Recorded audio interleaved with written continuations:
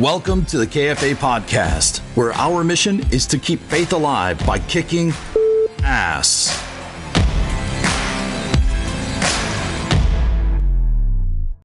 All right, welcome back to the KFA podcast.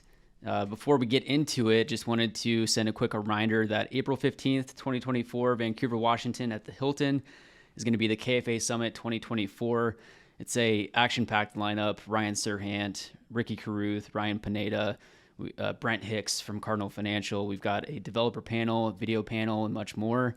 So if you haven't already, visit kfasummit2024.com to secure your tickets, and we'll see you there. Today, we have on an awesome guest.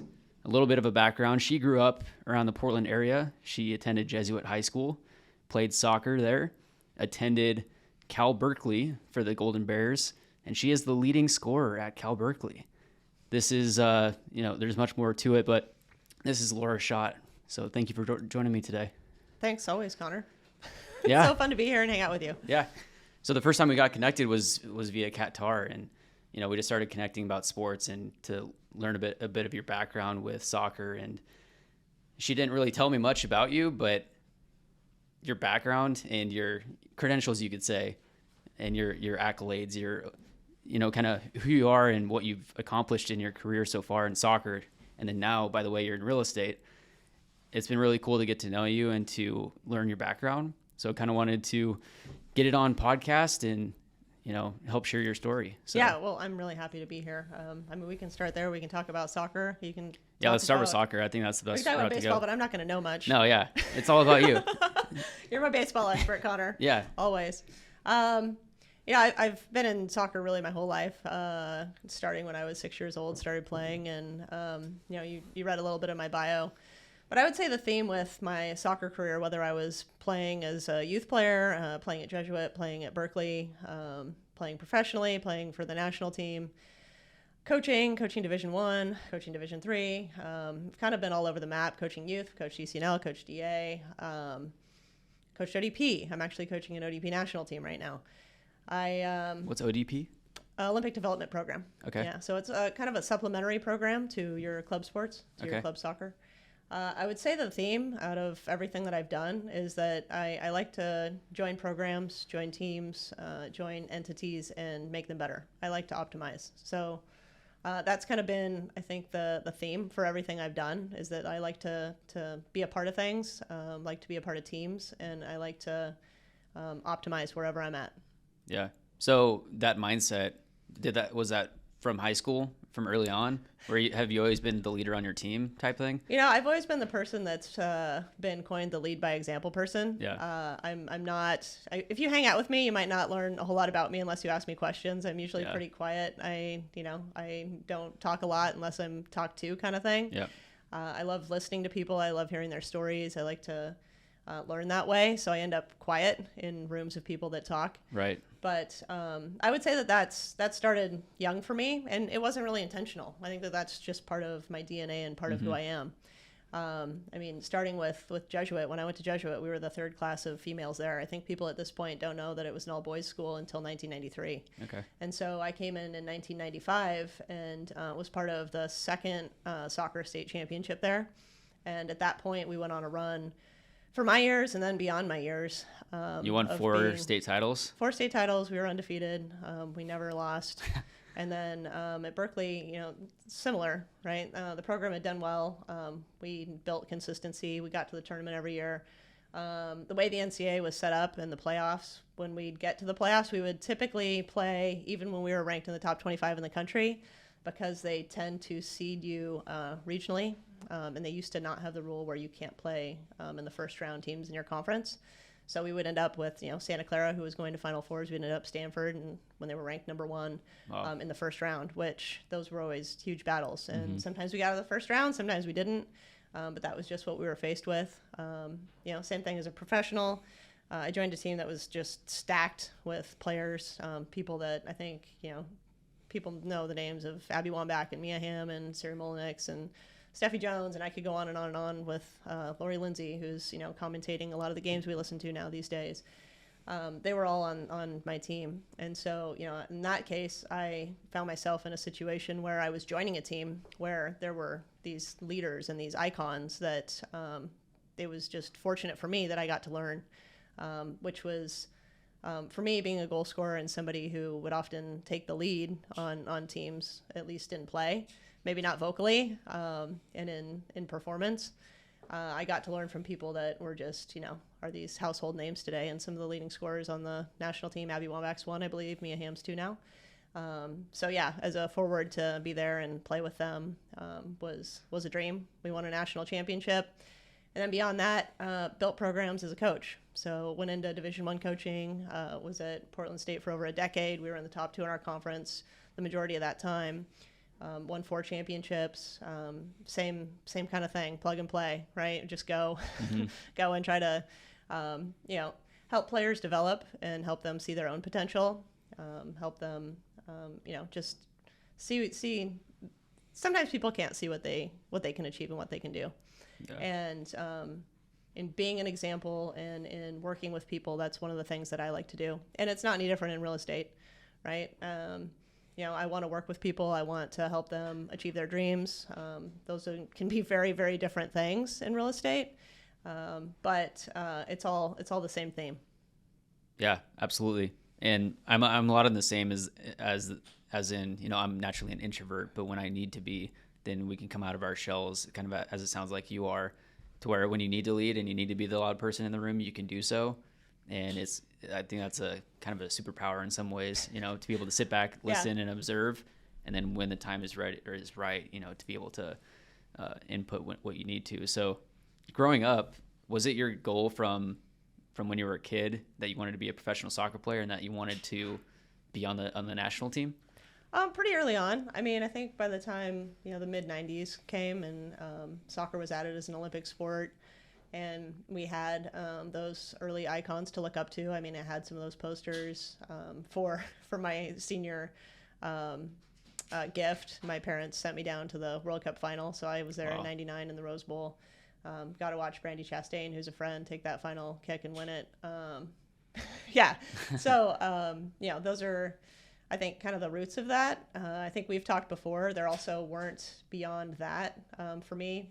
I was big into track before I was big into soccer early on, which is kind of funny to look back because I kind of left track at maybe 14 or 15, but I was, in Junior Olympics and going to nationals and placing well. And, I was a multi and a hurdler. Okay. And if I would have continued in college, I probably would have been a 60-meter hurdler and 60? A sprinter. Yeah.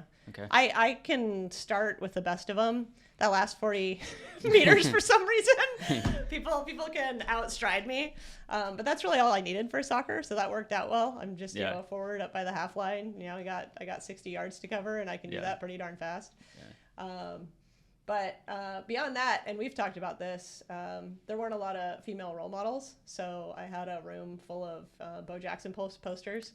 And, he was obviously one of the best multi-sport athletes of all time. It's ridiculous. I mean, going back and even watching his film now, the fact that I got to watch him in his prime when I was growing up and becoming an athlete, and then seeing film now and realizing just how athletic he was, or even that injury that he incurred in football that kind of ended his career. I mean, the power that he had to generate to even cause that injury when he was being tackled. I mean, essentially, I think his femur socket separated from his hip, and it was because he was pulling out of it. I mean, he just generated so much power in everything he did. Yeah. Yeah, the highlights are endless. Yeah, that's ridiculous.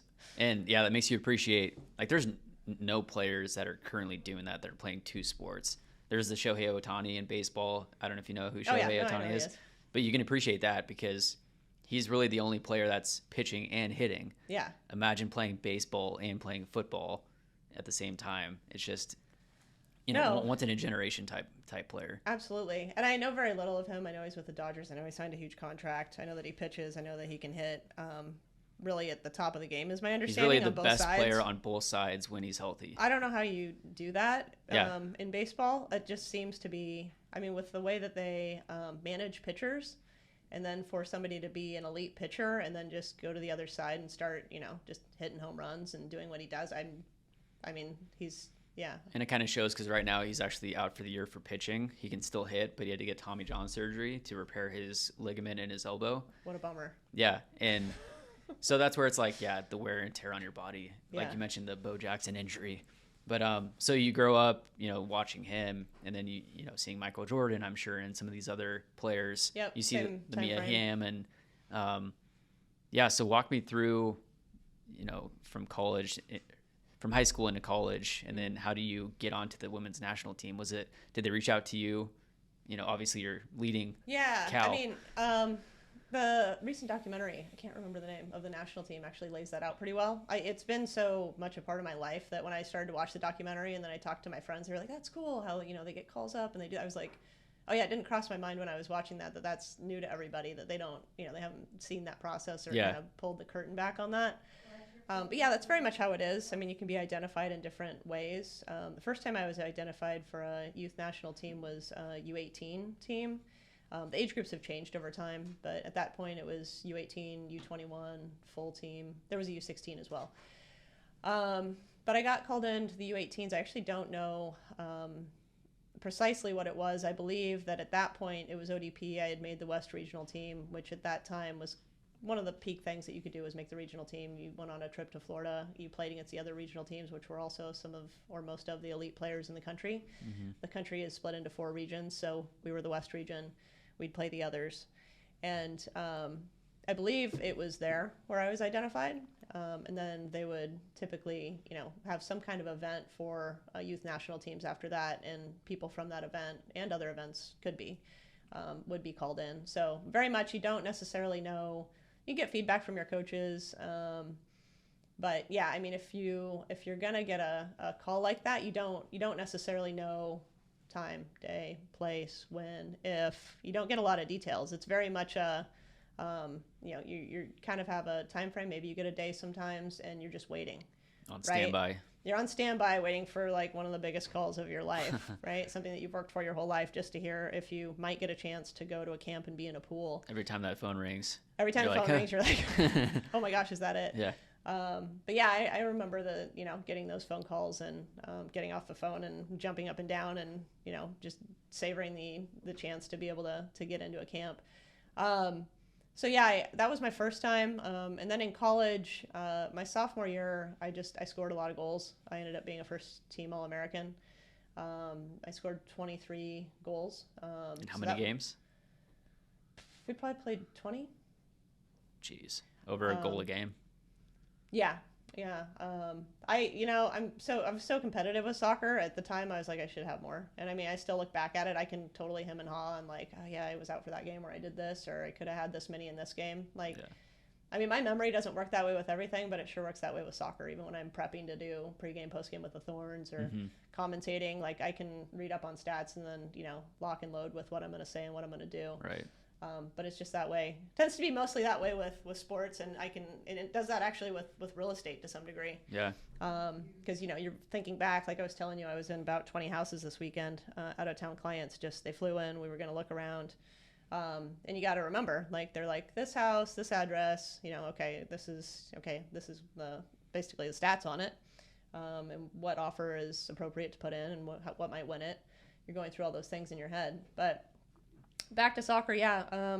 Next time was after that season. The under-21s called me in, and then I was very regular for about two years into all the camps and going to the events. Currently, there's a U20 World Cup. The equivalent of that at that time was the U21 Nordic Cup, they called it. They hadn't formalized it into a Youth World Cup. So went to that event. And we won. So we won the world championship. Wow. Started some of the games. In the last game, I drew a PK and had 2 assists in the final. I don't remember I think I had a few goals earlier in the tournament. But yeah, and again, got to play with some of the greats and the names that everybody knows now. Do you feel equally as good with both feet? Because I can't do anything with the left side of my body. No, I would say that would be a criticism of me as a player. Something that I could have worked on more would be my non-dominant foot. But, I think I now that I've coached and I've been around enough players, I think there has to be multiple things that set you apart from, your general player when you're playing at that level. But a lot of it's just reading play and making decisions faster than everybody else. Obviously, you have to be athletic. My separation speed was very elite. I could get past a defender in 5-10 yards regularly. I knew how to, get them to shift their weight and you create space, get shots off. A lot of my goals were, like 15 yards and in. A lot of people now, they'll shoot from 20, shoot from 25, shoot from 30 regularly, and I don't know, say a prayer and hope it goes in. I was more clinical about it. I was like, if I can get to this spot, this is going to be easy. One-on-one with the goalkeeper. Yeah. Yeah. And the stress of it, I watch a lot of players. I think the stress of everything that's happening in that space in front of goal gets to them. And I think I was able to process information so quickly that it wasn't stressful for me. Kind of knew what the probabilities were of me getting to a space and being able to execute and score. So all of that was pretty seamless for me. And I don't know where that came from. I think that part of it's training and just getting a million reps in front of goal. I think that part of it is, I just am blessed with the ability to do that. Ability. Yeah. Awesome. I'm curious. So, you play at college, you play on the national team, and then you end up going pro. Is there a combine for the pro draft to where you do different skills in front of scouts for different teams? And I know the league was relatively new when you first got into it, right? Yeah. At that point, my particular year, I actually don't remember if there was a combine. For me, I was drafted and I was injured for half of my senior year with a partially torn MCL. So I came back for Pac-12 play, and that was, I just basically had to take 6 weeks off and then jump into what was then Pac-10, but Pac-12 or whatever you call it now. Nothing. What was it back? What was it when you were in college? Was it the Pac-8? Me? Yeah. Pac-10. It was Pac-10. Yeah. Okay. Yeah. So it was a Pac-10 then. But yeah, just had to come in, jump back in, and do the best that I could to come back. So I think that my draft stock fell because I was coming off of injury. I didn't score nearly as many goals as people were accustomed to seeing for me. So if you looked at my stats, you would definitely go like, what happened? But I just wasn't playing. And then I think the scouting systems then, I don't think there was a lot of, if coaches were going to see you, they were probably going to fly out, right? And some coaches did come out and fly out and watch me play. I wouldn't say, and there were only 8 teams, not all of them came out. So, the people who had eyes on me, and the people that didn't, and kind of knew what had occurred that year. But yeah, then moving forward, got drafted, and then stepped into being a pro. So let's kind of transition a bit. You get done with your soccer career, you play in the U.S., you also play overseas, which sound like some crazy stories that we kind of touched on in that podcast with Kat. You get into coaching after the fact. How did you end up getting into real estate? Yeah, so it's an interesting story because I came back to Portland. I coached at Portland State for a long time. Ended up resigning there. Just got tired. Division I's a big grind. Portland State is don't have a field, have certain adversities, aren't fully funded at the time at least. I don't know what it's like now. So there were certain adversities for the competition level I was looking for at Division I that made it really hard to sustain being in the top 2 of your conference every year when all of your opponents had, like stadiums and stuff, other ways to recruit. We certainly could sell the university. We could sell the city of Portland, but that was hard. But we did a great job. My staff did a great job. It was fun.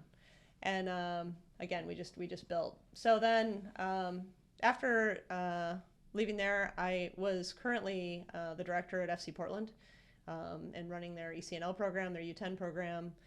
And then I transitioned to working for the Thorns and running their development academy in 2018. So I did that for a bit. I transitioned that program into ECNL. I was pushing for that the whole time. There was a lot of resistance to it, but I knew that was the future. People disagreed with me, but we all know what happened. So, and then from there, I was fighting. I think not to go into the background of everything or get caught in the weeds with it. I think we'd all like to put it behind us, but we all have seen what's happened with the Thorns organization over time and their track record with what's occurred. I was actively fighting that within the organization, and that wasn't welcome at the time. So the organization kept me on for 3 years, but I wasn't in a directing capacity. So in that time, frankly, I had more free time than a motivated person that likes to do things. Really, I didn't know what to do with it. So I had known Kat for probably 3 or 4 years through coaching, and she had started her career in real estate and left soccer. And over the course of a lot of conversations, I decided that I would go ahead and start helping build her business.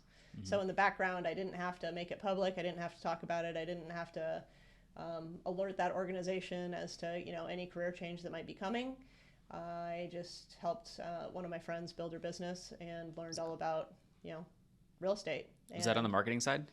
Marketing, a lot of back end things. I put 2 websites together. I mean, you name it. It was a lot of. When you're building a business, there's a lot that goes into it. Whether it's contacting people or it's there's data entry. There's visiting houses. It's helping with clients. It's any number of things that go into it. Mm-hmm. And I've seen your work. That there's things that are glamorous and there's things that are not. I mean, I literally would go to houses, and I remember one time we had a client that, went to visit their grown children across the country, decided while they were there they were going to move, and they really weren't going to come back. They wanted to sell their house. So you had to take care of the entire thing while they were gone. Yeah. I mean, just like packing up boxes in someone's house after, and just things like that. It's just grit. It's just work. It's just, making sure that you're doing what you need to do to build a business. And, in building my friends, I also started to build my own, and those 2 worlds kind of came together. And I've bought houses, sold houses, owned houses, had rentals. So real estate wasn't something that I'd never thought about. My grandma in Southern California, who lived in Hermosa Beach, was one of the first women down there who really got big into real estate. Was very successful down there at one time. I mean, I don't even know how many places down there. The 80s recession hit her hard, but she built a huge book and a huge business down there, and I have multiple relatives in real estate. In about 2013, I thought about going into real estate as well. Mm-hmm. But the timing just wasn't right. I decided that we'd just win some more championships at Portland State. Yeah, why not? And I'd refuse a few more job offers to go around the country and move forward in that path. But when the time was right, had some conversations and it worked out. What's your favorite part about being in real estate now? Versus when you first got into it versus now? I love the competitiveness of it. I love that there's a lot of different aspects to it. I love that I'm not chained to a desk. That's something that I don't think I could ever do. Mm-hmm. It's never been something that I've had to do in the positions that I've taken. I like that it changes constantly. I like the part of what I've always loved with soccer is that you're building things, you're working with people, you're helping them learn about, with real estate, their investments and what they can do moving forward with what they have. And again, helping people maximize. So I would say as an umbrella, that's what I really enjoy doing. And there's lots of veins to do that in, whether people are buying or selling, or had a 1031 exchange the other day. Been doing virtual tours in homes, whatever path that takes. Do you have the Apple Vision Pro? You're walking around in a house not yet. And you're live streaming to someone that's in another state. That's like not yet. Maybe that's the next step. Yeah, that's awesome. So being able to help a client, it's typically someone's biggest purchase and financial decision that they're making. So to be able to take that stress off of their back throughout the process. And then as far as the competition is concerned, are you more so competitive with yourself, or is it, I'm going to beat out this other deal or this other offer, you know? Well, I think that, in helping somebody else build their business, I think that, it was a lot of like, how can I help maximize what we're trying to do here? And knowing that Kat had built her business to a point that was successful, right? And then when you get to certain points of building things, it requires different skill sets and you have to pivot. That was all part of what I really enjoy is, so I like being visionary, but then I like backing up through the steps and going back through like, okay, here's the goal. And then how do we work back to where we are right now and where we want to go? Mm-hmm. And it's the same way in building a business as it is with helping a client get to where they want to be with their home sale or purchase or whatever it is. Yeah. I don't think that those skills are, it's the same skill. You just have a different set of, rules and, things that you have to learn, deal with, work with. And the interactions with people are a little bit different. I've worked with a lot of parents. I've worked with a lot of kids. The idea was the same thing. Like when you have a child that's gifted, when you have an investment that you've put a lot of money into and maybe a lot of hard work or done a lot of work on, updates, whatever, you care about those things, right? Things you invest in, you care a lot about. And I like that. I like the parts of life that can be messy, that can be hard. And I don't mind getting in the weeds with people and helping them navigate through. Yeah. Walk me through your first transaction that you had. What was my first one? It's always funny to hear about, the first transactions because you know a certain amount about the real estate process and getting into it, and then you get your first client, and it's like, okay, cool. What next? Yeah. Gosh, I don't even know if I can remember my first one. This is the thing, Connor, is that when the first one came, then it was like they came. Yeah. Right? So, and also working on Kat's team, you've been able to be in the weeds on multiple transaction, I'd imagine, before you had your first one. I think that's why it's hard to remember. Yeah. Is because, and just like jumping in a car and going on a drive and stopping at houses and talking to clients and, working on listings and all that stuff.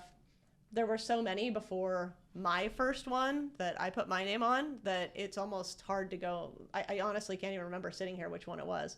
I can say with them that I'll say, for me, I feel like I've been really fortunate in that the first ones were very diverse. It wasn't like, I showed you one house, you're going to buy it, you want it, this is simple, it's a cash offer and this will close in 10 days and ooh, this is easy.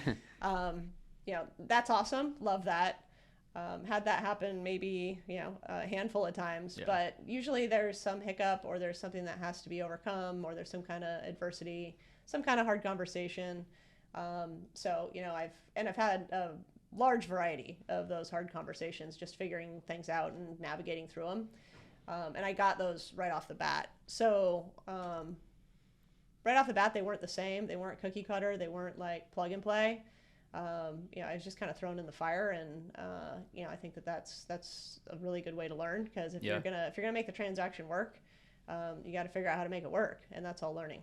Yeah, it's it's funny because in pipeline every day when we all jump on a call, all the originators in the office, the processing team, and we go through every file on our list every morning, and it's funny because we start with pre-approvals, and it's like on a transaction that I have right now.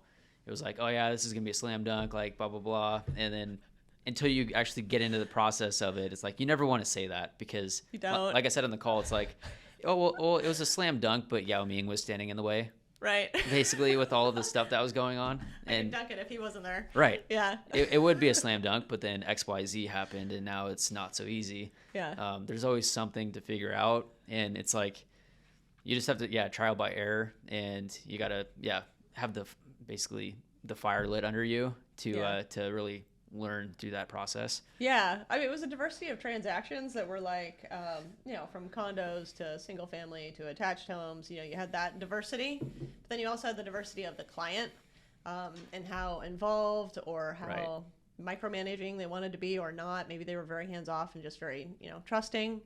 The type of area, I had some very rural homes. Estates, 1031s.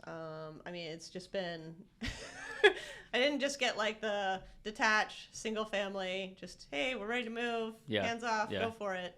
Having to deal with a condo project or having to deal with a lot of different things. Yeah. So, no, that was very fortunate. And being in real estate, it's kind of like we have a minor in psychology also because same in coaching.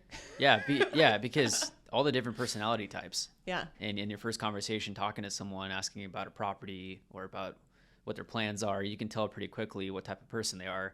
They're like, I need my monthly payment to be this. I need the cash close to be this. I'm trying to net this. Yep. Or it's like, I love the look of this house and the red door on the front and all this stuff. It's like, I want that. The emotional people versus the engineer type to where they're all in the details and the numbers and then learning how to approach a conversation. You're still giving them the same information, but it's just the way that you package it depending on the person. Yeah, totally. I was working with a few different clients this weekend, have, I don't know, probably 5 or 6, things going at once right now. But I would say the one that was the most time consuming, and rightfully so, were clients from out of town that were that flew in to look at homes. And that was what we did for 4 days straight. And on Thursday and Friday, we got in, I think, 16. But what was fun, to your point, was that they were like business, right? They walk in, they look around, like, okay, what about this? What about this? Couple questions. And then it was like, okay, so like this, don't like this. This would be here on the list. All right, let's go to the next one. And just drive, go to the next one. There wasn't a whole lot of, emotional attachment. Look at this. Whoa, this is cool. It's Let's like it doesn't pencil. Yeah, no, not at all. Yeah. So I really enjoyed that because, I can be very much the same way. If people need more time or they want to, look at, everybody has their different things that they care about. Yeah. Of course that's accommodated, but it was just kind of fun to work with these clients that were just like, okay, I like this, I don't like this. All right. And next one. And we were just able to get through that many houses because of that. Yeah. Yeah. So walk me through, you mentioned that you were pre and post for the Thorns. Did you do any color commentating in soccer? Yeah, actually that's where I started. I mean, Okay. I think my first game was in 2017. And then I've done radio for the Timbers. I've done T2. I've done, the color commentating. I've been in pre and post. Pre and post was the most recent. Mm-hmm. That started 3 or 4 years ago. And then Are you still doing that? Currently I'm doing it. Okay. With the ownership change this year, I think that they're figuring out The Timber season just started, so yeah. Are the Thorns starting soon? The Thorns they just went to Coachella, so there's Coachella. They do a training camp. Well, The they don't concert or always. the soccer tournament? Coachella's in April, so they didn't go to the concert. Okay. But same place. Okay. I think that they are maybe polo fields most of the year. But anyway, you can transition those, just like Surf Cup in San Diego, you can transition those to soccer fields for tournaments, and that's been a thing that's been done numerous times. Mm-hmm. But yeah, they went down there for a week of preseason. Other teams, I know that Gotham, I think, left town a couple times for multiple weeks. It just depends on their preseason situation, what their goals are. We talked to Katie Duong last week, and she was actually there at the time. Yeah. And then there's usually a 3-game run of like a preseason game. Sometimes they play youth national teams. Sometimes they just, play the other teams in the NWSL. Mm-hmm. But yeah, those TV call-ups usually are not a ton of lead time. And then when we get the slate of games, then we'll get usually the season. And it's not every game. There's certain ones that are locally broadcast. Other ones aren't. The game broadcasts have been on, CBS Sports or Paramount Plus, or some of them were, on like Twitch. They've been all over the place for the Mm-hmm. NWSL. So all those pieces fitting together, and then with the change of ownership of the Thorns, those things are just up in the air. So, I could be also more ambitious about it. I could start sending reels and telling people, Audition. here you Tape. go. Yeah. But at one point I wanted to do that for the Pac-12. That's obviously no longer a thing.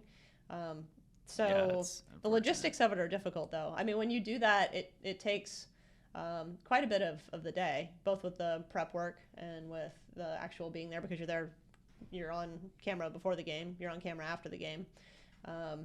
They're also very different. So when you do pregame, it's like, it's pretty scripted. You know what's going to come. Post-game, you have to watch the game. Yeah. Right? And then you have interviews, and you don't know at what point the coach is going to be done talking, the player's going to be available, and that might change while you're sitting there. Yeah. So it's very much a live production. And live TV is fun. It has a certain element to it of playing, I would say, where, you just have to make decisions on the fly. And I think the most nerve-wracking part of it is that you're on camera, and sometimes you just got to figure it out. Sometimes somebody's in your ear saying, all right, you got a minute to film before we are off. And then you're just bouncing back and forth. So we were talking about you doing pre and post for the Thorns. Yeah. And about how, there's someone in your ear talking about, hey, you have a minute to film this, and you got to. So walk me through what it's been like to be doing the pre and post for them. We mentioned also that you have thought about maybe trying to take it somewhere and go further with that, but maybe not. So what are your future aspirations with the pre and post part of it? I really enjoy doing it. It's a blast. Live TV it's an adventure all its own.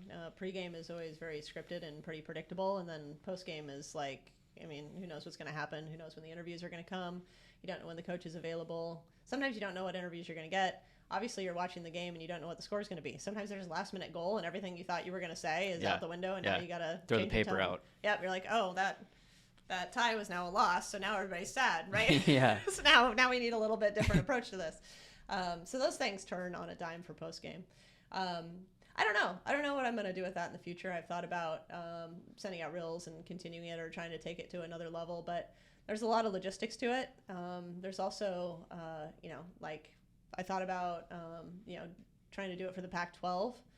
And, if you do that, depending on the level, it can be a pretty big commitment with the travel and everything else. Some games can be done remotely, and that's awesome.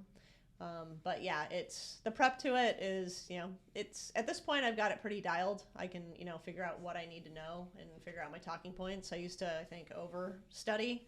Yeah. Just because I'd be like, I need to know everything. Right. I can't talk about everything in, 20 or 30 minutes. So I don't need to know all that. And then also putting it in a format to where the average fan will understand what you're saying, because you were saying all these advanced metrics that it's like you got to make it so that everyone can understand what you're talking about. Yeah, I feel like with the color commentary that I've done over the last 7 years, you're allowed to do that a little bit more. Pre and post is pretty fan friendly. So is color commentary, but you're definitely walking a line of being technical and being the expert, and also being relatable and understandable to the average fan. And so that can be hard sometimes to balance. But I try to stay on the relatable side, because nobody wants to get caught in the weeds with all the big words and soccer jargon. Yeah, for sure. And then just thinking off the top of my head, so if you're listening to this and you don't already know, I've teamed up with Kat and Laura to, you guys have started the Soccer Moms podcast under the Couch GM network. Just thinking out loud, I think what would really help the Soccer Moms podcast grow, at least on short form and on social media. I don't know if you can get access to some of that footage of you talking pre and post or interviewing players. Yeah. Okay. Well, yeah. So actually, I was thinking about let's just repurpose that. Yeah. Throw it on social media. Yeah. Oh, absolutely. No, we can talk about that. You're just so far advanced with it, and like I said, I was in like 20 homes in the last few days. Yeah. So sometimes I run out of time.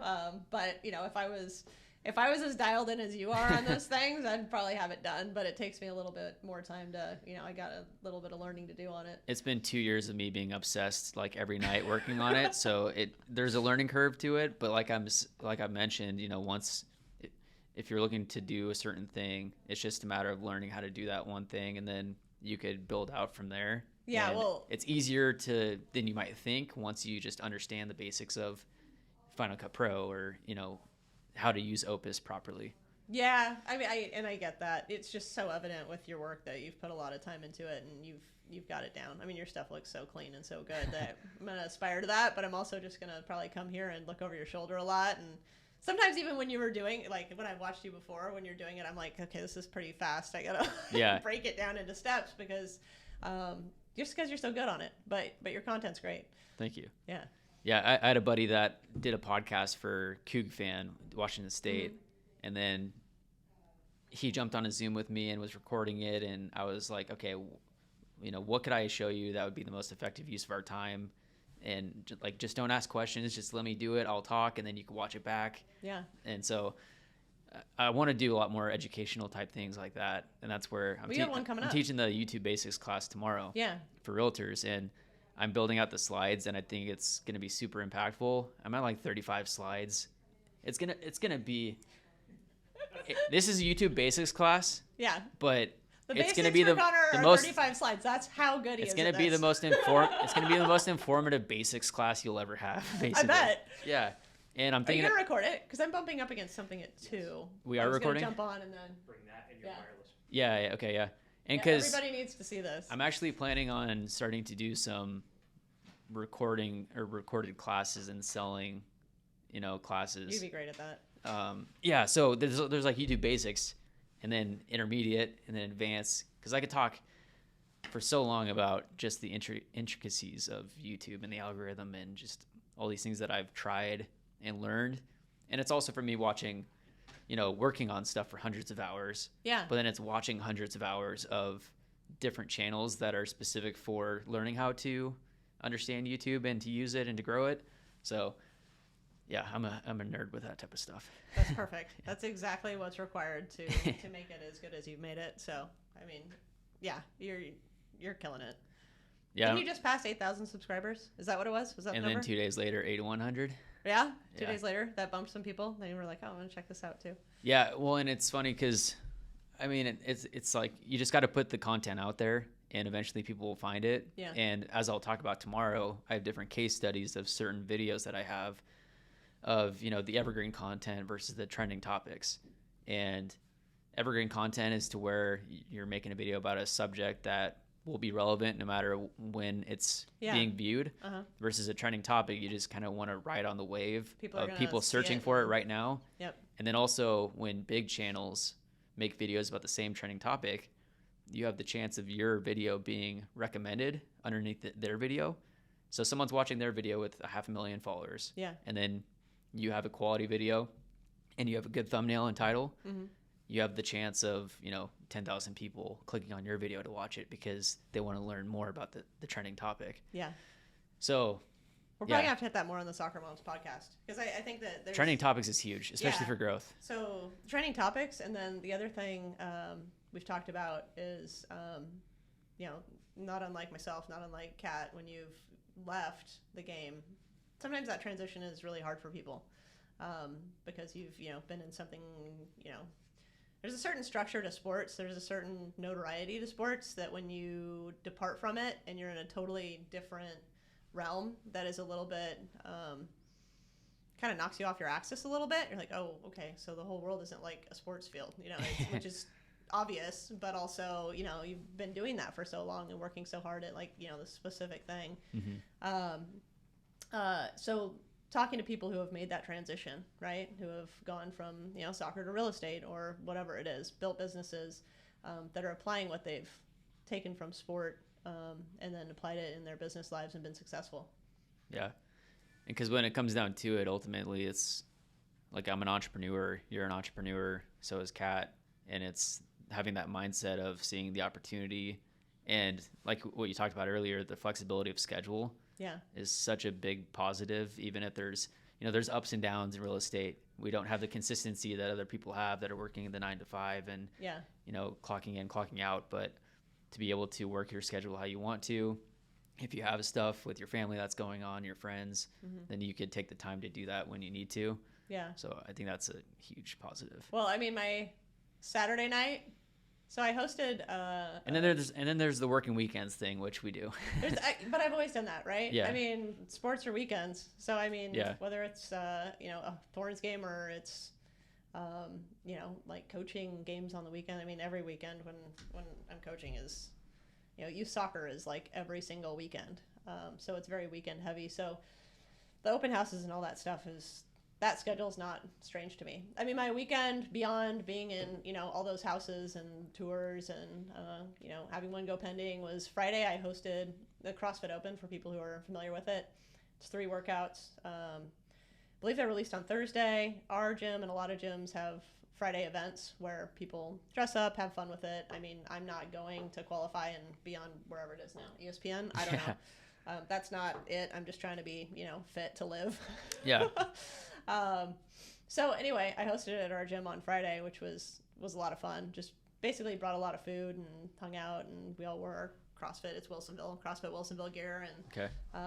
It was a great time. So that was my Friday night, and then I had to go home and write an offer. And then Saturday I showed homes all day, and I then went home, had to write an offer and review an offer with a client, and I was squeezing that in before I went to Monster Jam. Monster Jam? I went to Monster. Yeah, that's something I've never done, but somebody actually brought it up once as a joke, and then it became a reality. What is Monster Jam? Monster Jam? It's those big trucks with the tires that are actually, at the monster trucks. Okay, yeah. Monster trucks and like motorcycles that do tricks. And, that's awesome. The thing I didn't realize about it, because I think, if as a person who's paid no attention to it, really, it just like, there's, what's it called? Gravedigger. The truck split thing. The truck split, yeah, totally. Yeah. The thing I didn't realize about it was how just fun it is for kids, which probably I should have known that.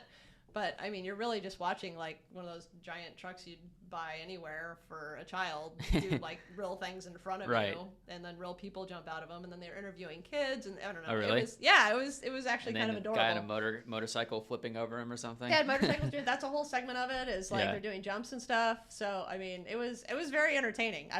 It's wild that they can fit all of that in the Moda Center. It's like you'd think that you need more space than just where they could also put a basketball court. Yeah, actually, at one point, one of the trucks, the encasing where they decorate them. One looks like a shark. One's Gravedigger that everybody knows, right? They have these encasings on them and these names. One broke off, so you could see the driver. And what was fun about that was just how busy the driver was in there, just moving, just constant movement, just shifting gears and brakes and because of the skill of the jumps and all this stuff and managing a truck with I don't know how tall those tires throw the brakes on one wheel in the front so that it could do a front flip or something. But watching that I was like, holy cow, that's wild what they're doing in there. Yeah, you can't really tell when they've got all this stuff on, but once it was off I was like, okay. Yeah. Have you been to the Clark County Fair up here? I haven't been to the Clark County Fair. I've been to the fairgrounds, but I haven't been to the fair up here. Because they have things like that. Like a while back, I saw the motocross thing to where they would do the jumps and all that. I don't know if I think they also have the monster trucks too there. Oh, they have monster trucks up here? I want to say so. Oh, how fun. Could be wrong, but I think so. I tend to go to my childhood fair most often because I don't go to a lot of fairs. But which fair is that? Clackamas County Fair out in Canby. Go to the rodeo there and do the whole thing. It's less monster trucks and more tractors. Yeah. maybe a defining. Do they have the tractor pulls? Where it's like what tractor can pull the heaviest weight? Or... I think they have had those. I don't think they have them every year.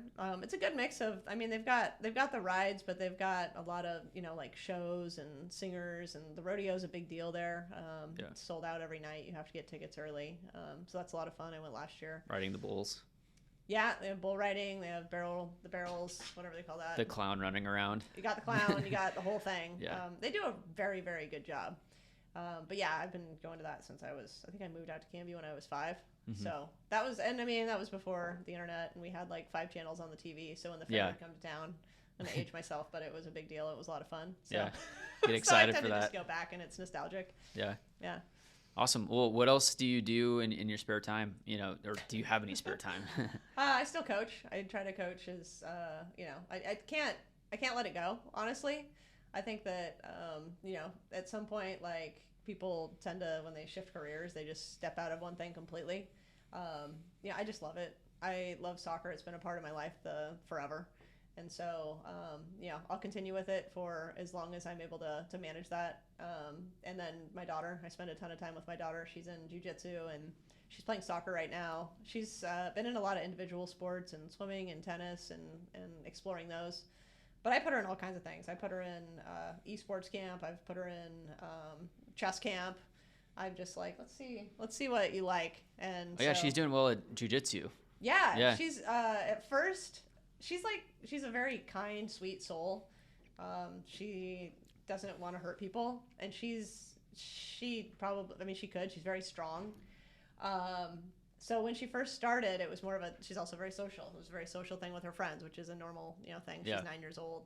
And so her friends were doing it, and her, that particular friend's parents own the gym that I go to, and the jiu-jitsu's out of that gym. So they work with Impact Jiu-Jitsu, and so they have classes there. And so she joined, was with her friend, and it was more of like hey, I want to hang out with my friend, and also there's this jiu-jitsu going on. What's this, right? So it was very friendly. It's actually kind of a funny story, because then one day, somebody they duel kind of at the end. I don't know if they call it sparring or what it's called. Yeah.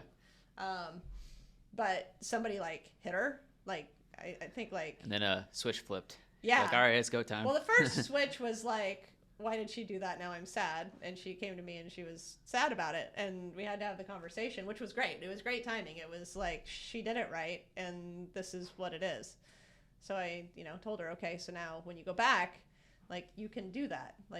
This is what jiu-jitsu is. Yeah. Right. So she's gone back and, since then, she's really. And then you sent the video of her just throwing people to the ground. Throwing people, yeah. Well, the other one I posted where she put somebody in a headlock afterward, I was like, oh, I didn't know you knew how to do that. This isn't UFC. Yeah. Now we're doing submissions. But yeah, it's been fun to watch her grow in that. Really, I just wanted her to learn how to protect herself and learn leverage and move her body. And I mean, it's accomplishing those things whether she does it forever or not. Yeah, and the competition, and then the social thing, and learning what you like and don't like, and finding that competitive edge that you have. Yeah, she's definitely got a switch. It's not her go-to, and I would say that that's kind of similar to me. Like in my everyday life, I'm pretty quiet. But then if like people, if things get to a point, sometimes of ridiculousness, sometimes of whatever, it can be incompetence, it can be I just need to get involved or I can make this better. Then I'm like, okay, I'm gonna go ahead and do this. I'm a lot of the same. Yeah. Are you? Yeah. I'm sure. okay. I'm okay sitting back, but then if things are, if somebody's getting hurt or like if something, then I'm like, okay, we need to make this right. And so I guess I have a strong sense of kind of justice that way, where, I can be pretty laid back, but, if things, need to be helped, then I'm there. Absolutely. I have one other question related to real estate. I'm curious, because like in baseball and in football and a lot of ex-players get into real estate. Like I've seen various baseball players that, find real estate after the fact. Yeah. Have you seen other soccer players around the country that you've known get into real estate and doing that type of thing? And have you been able to, because if you know various soccer players throughout the country that also are in real estate, then you can team up and really grow something nationally even. Yeah, I've been in contact with one in particular out of town, and then I also, outside of the sport, but I have an aunt who's still very much into real estate in Southern California, and she's been a resource and sent me a referral last month that we closed. Nice. On a 1031 exchange, which was awesome.